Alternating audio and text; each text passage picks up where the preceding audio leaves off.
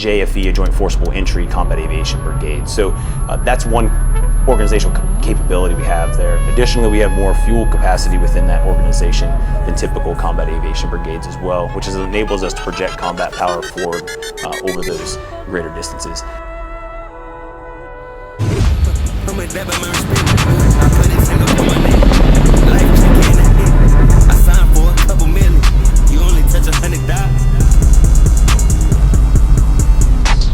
But I think really it's the culture and the willingness to tackle the problems, the way we pursue air assault mastery within this division is really what kind of sets us apart